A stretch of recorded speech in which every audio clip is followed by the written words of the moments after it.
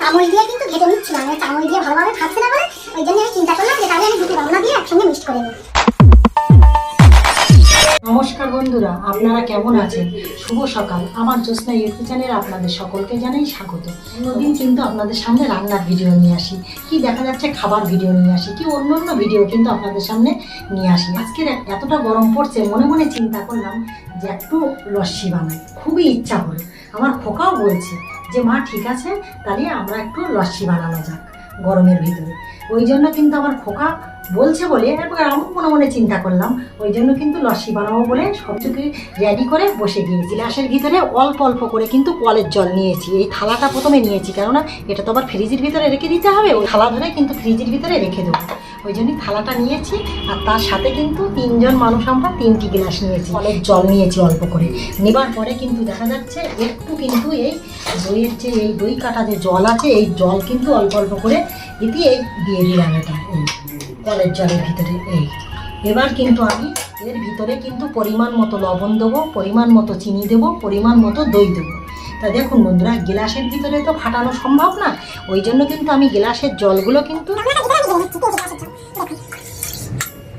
এবার এতে কিন্তু পরিমাণ মতো কিন্তু লবণ দিয়ে দেবো, যতটুকু লাগে এক কথায়।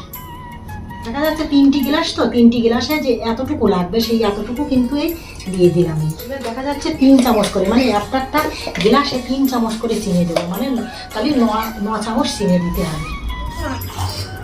2 3 4 5 6 7 8 9। এই চিনিগুলো কিন্তু এবার ফাটিয়ে নেবো আমি, এর সাথে কিন্তু দইও দেবো।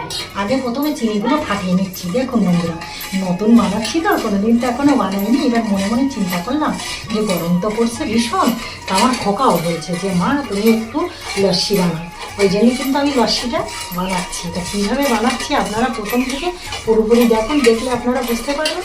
তো দেখুন বন্ধুরা, আমি কিন্তু চিনিটা কিন্তু ঘেটে নিচ্ছি, মানে চিনিটা না বললে কিন্তু মিষ্টি হবে না, কি ভালো লাগবে না। কিন্তু ঘাটাটা কমপ্লিট হয়ে গেছে, মানে চিনিটা গুলে নিলাম এর সাথে। এবার কিন্তু আমি দইটা দেবো মানে যেহেতু 3 গ্লাস, তাহলে 3 চামচের মতো দিয়ে দেবো। একটু দইটা একটু বেশি পরিমাণে দিচ্ছি, কেননা দইটা বেশি পরিমাণে দিলে কিন্তু মানে লস্যিটা একটু টেস্ট হবে বেশি। পরিমাণ মতো কিন্তু আমি দইটা দিয়ে দিয়েছি।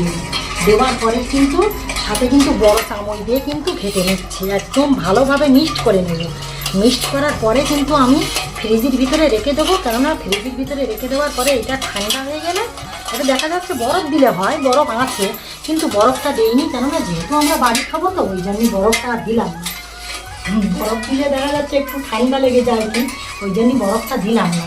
বলছি খোকাকে বললাম যে খোকা এইভাবে বানিয়ে কিন্তু ফ্রিজের ভিতরে রেখে দিই, তাহলে কিন্তু এটা ঠান্ডা হয়ে যাবে। এবার 1 ঘন্টা পরে আমি ফ্রিজ থেকে বার করে আমরা 3 মাইপে খেয়ে নেব। ওই জন্য কিন্তু আমি ফ্রিজের ভিতরে দেবো বলে আমি কিন্তু ঘেটছি। বন্ধুরা দেখুন, চামচ দিয়ে কিন্তু ঘেটে নিচ্ছিলাম, চামচ দিয়ে ভালোভাবে ফাটছে না বলে ওই জন্য আমি চিন্তা করলাম যে তাহলে আমি 2টো গামলা দিয়ে একসঙ্গে মিক্সড করে নিই। ওই জন্য কিন্তু আমি 2টো গামলা দিয়ে কিন্তু মিক্সড করে নিচ্ছি।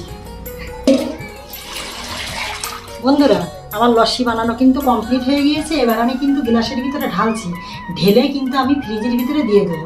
গ্লাসে আমি ঢেলে নিচ্ছি 3 গ্লাস।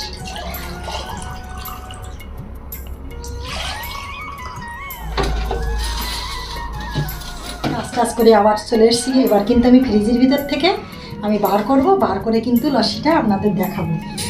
দেখুন বন্ধুরা,